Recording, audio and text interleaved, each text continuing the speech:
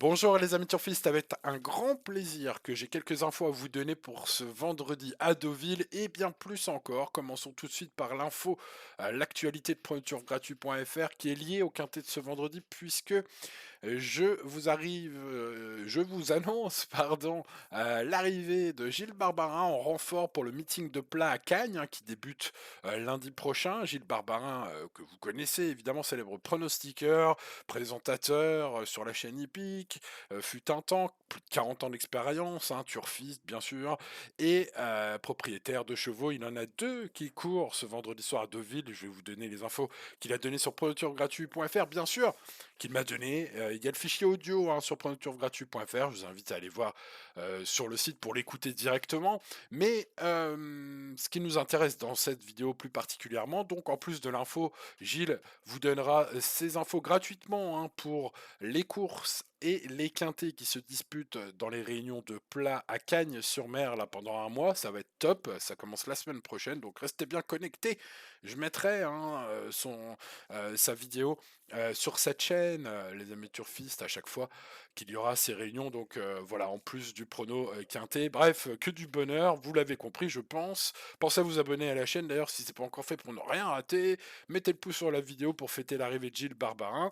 Et justement, donc je le disais, hein, pour faire le raccord avec le quintet de ce vendredi soir à Deauville, il y a deux partants. Je vais vous donner ces infos, bien sûr, en même temps que toutes les infos sur les 16 partants, les amis turfistes, qui courent ce handicap de plat, disputé à 20h15 ce soir, ce vendredi soir.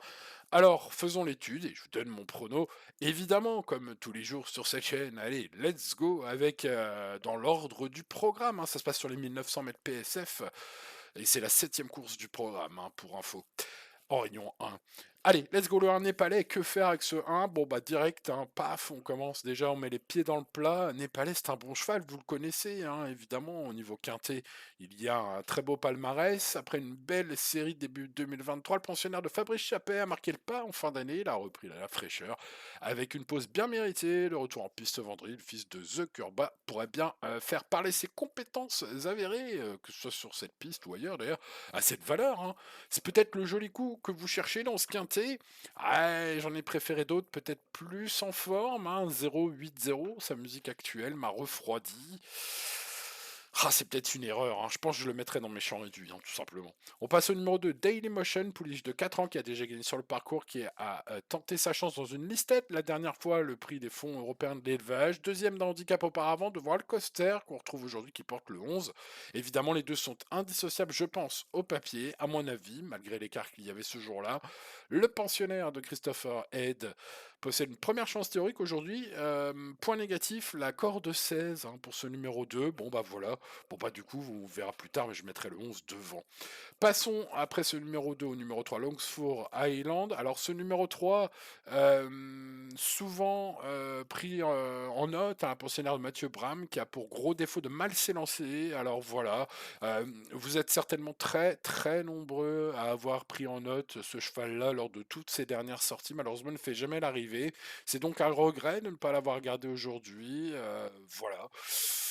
Bah, Christophe Soumillon de jouer et d'arriver à faire mieux que ses prédécesseurs avec ce numéro 3, qui sera peut-être tout le temps, enfin qui sera peut-être l'éternel note, hein. Je ne sais pas. Allez, on passe au numéro 4, Bluff. Vous le savez, je trouve les performances des chevaux de cette écurie incroyables. Eh bien, Bluff ne déroge pas à la règle. 0, premier, 8. Bref, un cheval à mettre peut-être sur quelques-uns de vos tickets, pour spéculer ou pour des champs réduits, je ne sais pas que faire avec ces chevaux-là, hein. On passe au numéro 5, Love is Gold, qui vient de devancer un certain Chance. C'est un cheval de Yann Barbero Chance, qui est un très bon cheval, une ligne fort prometteuse donc pour ce Love is Gold, pardon, le pensionnaire Pierre Ménard, là dont on parle, ce numéro 5. Bon, repris encore, hein, par Stéphane Pasquier, qui l'a mené à la victoire la dernière fois. Les deux s'entendent comme larrons en foire. Voilà, ça dispose d'une belle chance, hein, ce numéro 5. Je l'ai gardé très très haut et j'y crois, pour une base. Je l'ai retenu en priorité. Mais mon préféré, ce sera Lettice Marvel, le numéro 6, le pensionnaire de Stéphane Cerulis, propriété de Gilles Barbarin, les amis turfistes. Eh oui, donc Gilles Barbarin, bah, il est confiant évidemment, s'il doit en gagner encore un dans sa carrière, hein, son bon vieux tonton de 9 ans, eh ben c'est celui-là, hein, nous a-t-il confié. Donc bon, voilà, je vous invite à aller écouter, hein. Je vous mettrai le lien, sous la vidéo là pour que vous puissiez aller voir, aller écouter directement, son interview. Voilà, maintenant, au papier quand même, c'est sa course, hein, j'ai envie de dire, tout simplement, en fait, hein. J'ai pas voilà, j'ai pas d'autres arguments. C'est un bon cheval, il assure 6 bonnes courses, le lot est moins relevé que d'habitude, il a une bonne corde, contrairement aux 11 la dernière fois. Bref, voilà, c'est sa course. Maintenant à Maxime Guyon de jouer et puis, bah, il a pas non plus une marge de 20 longueurs, hein. Donc, bah, faudra que ça se passe bien. Il peut être malchanceux, vous savez, hein, les amis turfistes, les courses. Mais, je peux vous dire une chose, c'est que Gilles Barbarin, son propriétaire, sera tendu au moment du départ pour ce numéro 6. Passons au numéro 7, Al Qasim, capable parfois d'un coup d'éclat. Le cheval de Hélène Menessier Martinez est toutefois moins tranchant sur les pistes en sable. Malgré ses réelles capacités sur le gazon, j'en ai préféré l'autre. On est sur le sable ce soir. On passe au 8, Recoletti, l'autre représentant Cerulis et Gilles Barbarin. On est le propriétaire principal avec Eva Klimska. Il faut quand même remettre les propriétaires à leur place et ce sont donc deux copropriétaires. Ouais, j'en perds mon articulation qui est déjà pas top. Bon, il a la casaque de Gilles Barbarin. Ce cheval reste sur une mauvaise course du côté de Chantilly, mais qui comporte des excuses. Là encore, je vous invite encore à aller voir, après avoir vu cette vidéo et 1000 pouces, bien sûr, à aller écouter pardon, la déclaration de Gilles. À son sujet, bon, on sent bien que c'est possible, hein, Recoletti aussi.